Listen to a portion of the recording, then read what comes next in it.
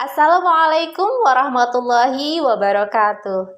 Salam dan bahagia Bapak Ibu Guru. Saya Asruriyati, Guru Bimbingan Konseling di SMP Negeri 2 Susukan, Kabupaten Banjarnegara, Provinsi Jawa Tengah.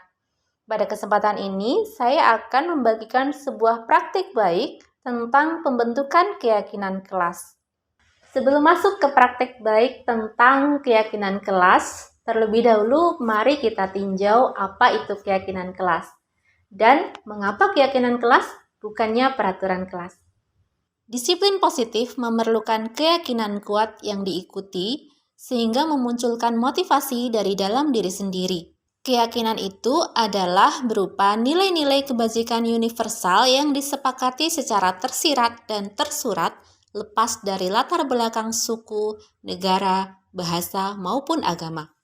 Seseorang akan lebih tergerak dan bersemangat untuk menjalankan keyakinannya daripada hanya sekedar mengikuti serangkaian peraturan tertulis tanpa makna. Murid-murid pun demikian, mereka perlu mendengarkan dan memahami arti sesungguhnya tentang peraturan-peraturan yang diberikan, apa nilai-nilai kebajikan di balik peraturan tersebut, dan apa tujuan mulianya. Keyakinan kelas bersifat lebih abstrak daripada peraturan, yang lebih rinci dan konkret. Keyakinan kelas berupa pernyataan-pernyataan universal. Pernyataan keyakinan kelas senantiasa dibuat dalam bentuk positif. Keyakinan kelas hendaknya tidak terlalu banyak, sehingga mudah diingat dan dipahami oleh semua warga kelas. Keyakinan kelas sebaiknya sesuatu yang dapat diterapkan di lingkungan tersebut. Semua warga kelas hendaknya ikut berkontribusi dalam pembuatan keyakinan kelas lewat kegiatan curah pendapat. Bersedia meninjau kembali keyakinan kelas dari waktu ke waktu. Tahapan menyusun keyakinan kelas adalah menjelaskan nilai-nilai kebajikan universal melalui contoh peristiwa sehari-hari, menyampaikan tujuan dibuatnya keyakinan kelas, mempersilahkan murid-murid untuk bercurah pendapat tentang peraturan yang perlu disepakati di kelas dengan menuliskannya di kertas atau sticky note. Meninjau kembali hasil curah pendapat. Pada tahap ini, kalimat negatif diganti menjadi kalimat positif.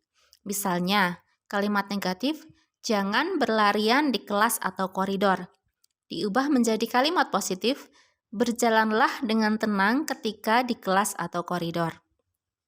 Selanjutnya, mengajak murid-murid menemukan nilai kebajikan atau keyakinan yang dituju dari peraturan tersebut. Mengelompokkan butir-butir hasil curah pendapat yang senada menjadi satu butir keyakinan. Setelah keyakinan kelas selesai dibuat, maka semua warga kelas dipersilakan meninjau ulang dan menyetujuinya dengan menandatanganinya. Keyakinan kelas selanjutnya bisa dilekatkan di dinding kelas atau di tempat yang mudah dilihat. Berikut adalah dokumentasi dari praktik baik pembentukan keyakinan kelas yang telah saya lakukan bersama murid-murid saya. Assalamualaikum warahmatullahi wabarakatuh. Waalaikumsalam warahmatullahi wabarakatuh. Sehat semua yang di sini? Sehat. Tepuk 1. Yes. Tepuk 2. Oke. Tepuk 3. Semangat. Tepuk 4. Konsentrasi. Tepuk 5. Siap belajar. Oke, bagus. Hari ini kita akan belajar kenapa ada peraturan. Kenapa sih kita di sekolah ada peraturan, di jalan ada peraturan, di mana lagi ada peraturan? Di rumah ada peraturan, terus? Di lingkungan masyarakat ada peraturan, semuanya di semua tempat kayaknya ada peraturan. Di rumah sakit ada peraturan, di bandara ada peraturan, di terminal ya ada peraturan.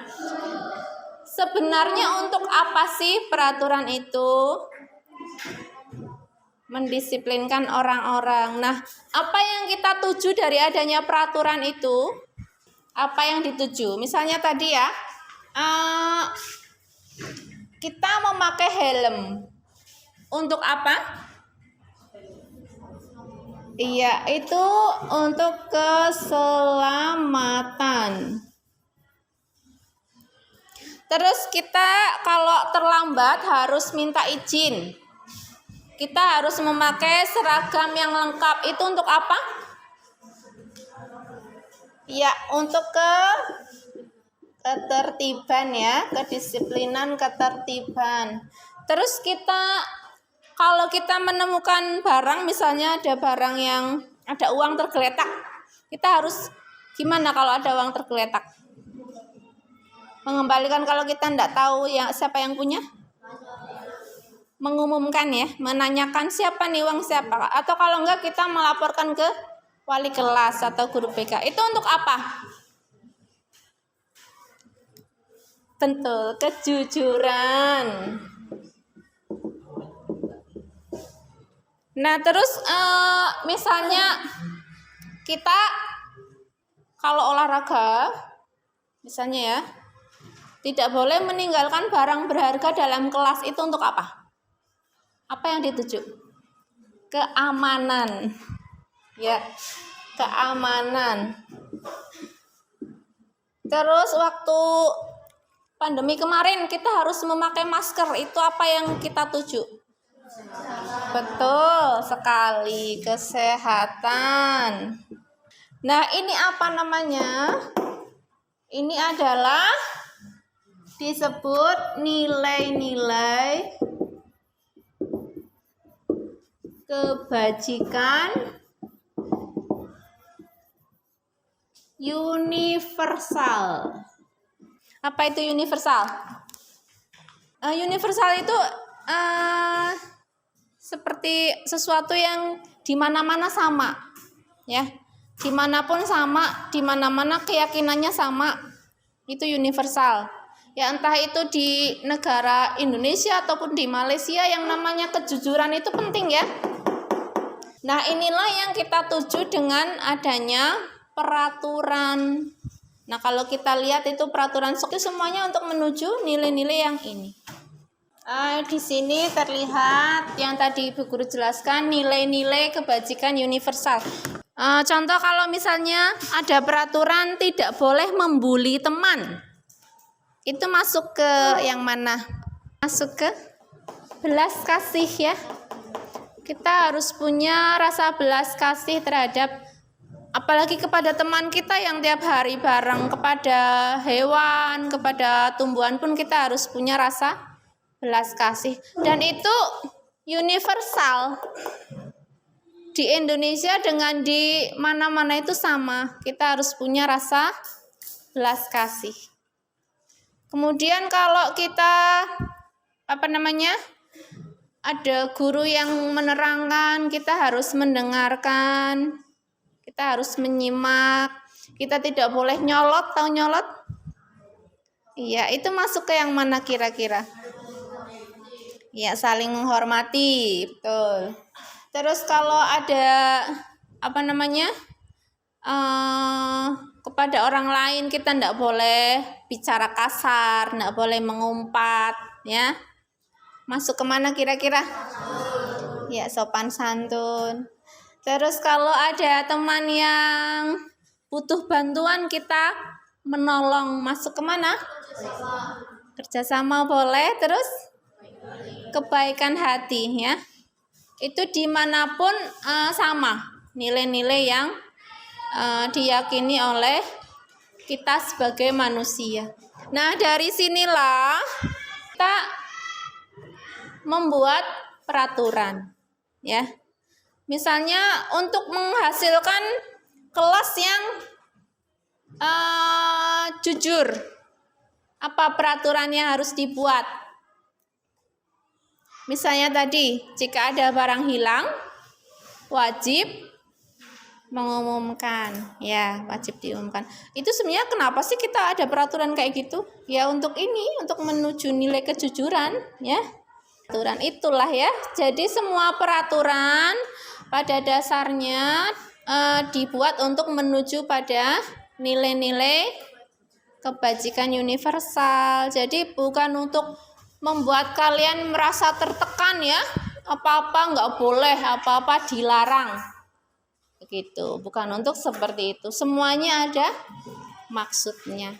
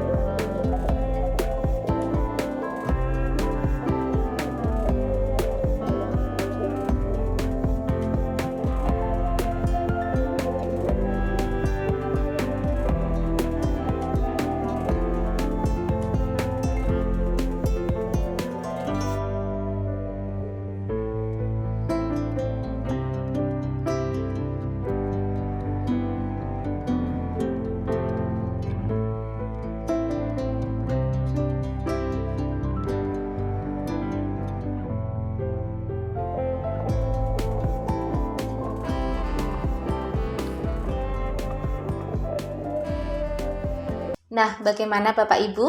Pembentukan keyakinan kelas ini sangat ideal apabila dilakukan di awal pembelajaran. Misalnya pada saat masuk tahun pelajaran baru atau awal semester baru. Dengan pembentukan keyakinan kelas ini diharapkan pembelajaran akan lebih bisa sesuai harapan Bapak Ibu semuanya. Terima kasih telah menyimak, semoga ada manfaatnya. Wassalamualaikum warahmatullahi wabarakatuh.